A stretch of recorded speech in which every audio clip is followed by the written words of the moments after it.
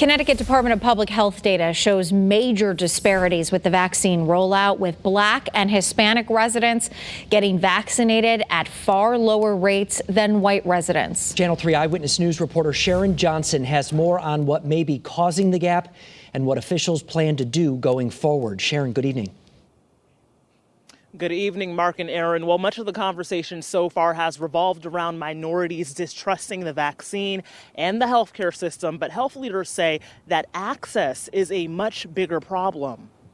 We have to get our hands on the vaccine. We have to take the vaccine because we have to stop this in our own community. Distrust among minority communities because of historical implications has been a frequent conversation since the start of the vaccine rollout.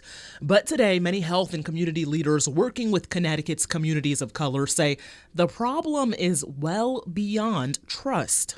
We work with a lot of community members, and they all say the same thing. It's not hesitancy, it's access. Today, Senator Richard Blumenthal and Senator Chris Murphy held a roundtable to discuss the vaccine rollout among communities of color and the disparities already tied to it.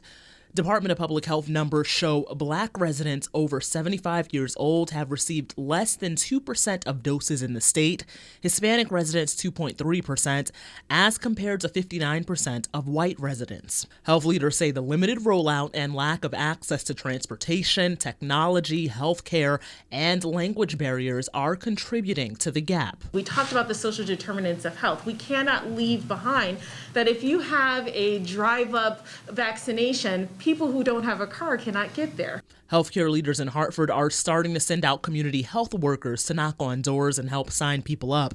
They also discussed setting up mobile clinics at apartment complexes to meet people where they're at. People need to go out there where the reality is, where they are, and talk with their language, their cultures, and that's how you engage this.